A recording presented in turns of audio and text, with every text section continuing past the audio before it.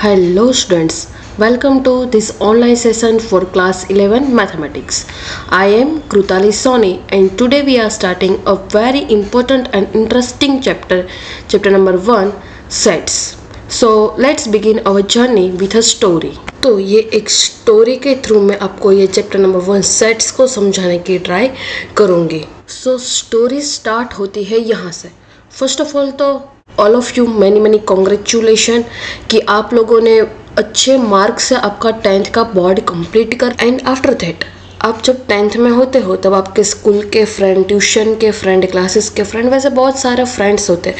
But उसमें से आप 15 ऐसे फ्रेंड है, एक ग्रुप है जिसमें 15 फ्रेंड है, वो बहुत ही खास दोस्त है. ठीक है.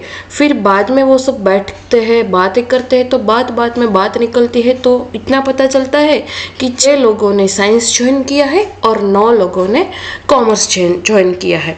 तो फिर ये हुआ एक सेट का एग्जाम्पल कि सेट क्या होता है. तो सबसे पहले तो आपके पूरा 10th का ग्रुप, तो ये हुआ फर्स्ट एग्जाम्पल सेट का कि पूरे 10th की बैच हुई, वो ही एक फर्स्ट एग्जाम्पल सेट का.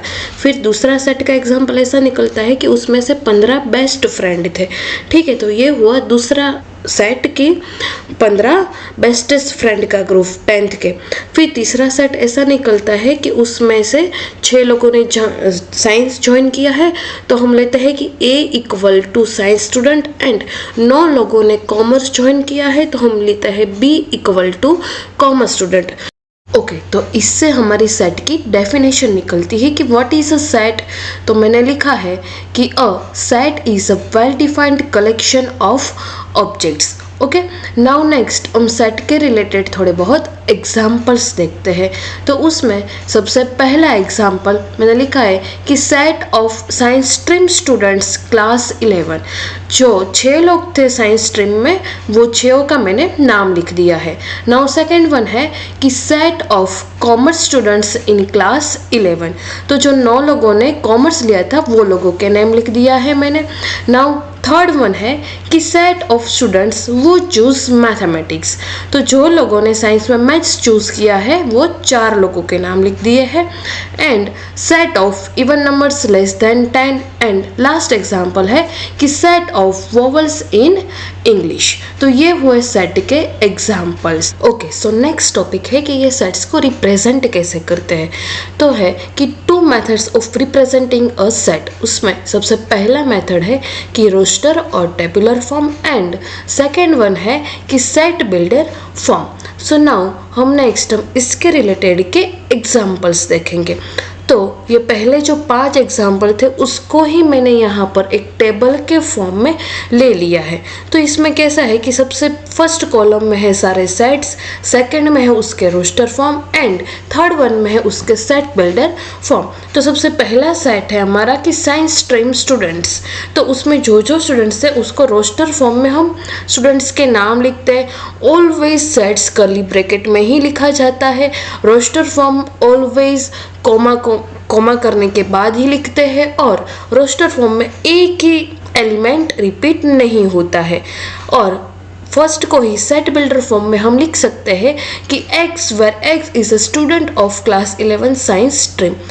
सेकेंड एग्जाम्पल में सेट है कॉमर्स स्टूडेंट. तो उसको रोस्टर फॉर्म में कर्ली ब्रैकेट में कोमा करके स्टूडेंट्स के नेम्स लिखते हैं. और उसे ही हम सेट बिल्डर फॉर्म में लिखेंगे कि x where x is a student of class 11 commerce stream. Okay.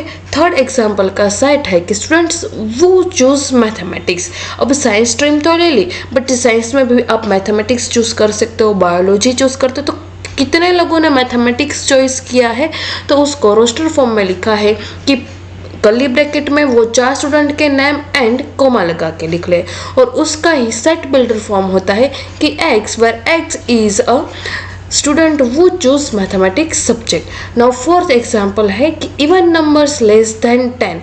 Even number 10 से छोटा हो उतना लिखना है. तो रोस्टर फॉर्म में है 2 4 6 8. अब यहाँ पर नंबर्स रिपीट नहीं हो रहे हैं, कोई भी वर्ड कोई भी स्टूडेंट रिपीट नहीं हो रहा है, इसलिए अगर रिपीट हो रहे हैं तो उसको रोस्टर फॉर्म में हम 1 टाइम ही लिखेंगे. ओके. और उसका ही सेट बिल्डर फॉर्म होता है कि x where x is an even number where 0 less than x less than 10. Okay. Now next fifth example है, उसका सेट है वॉवल्स इन इंग्लिश अल्फ़ाबेट।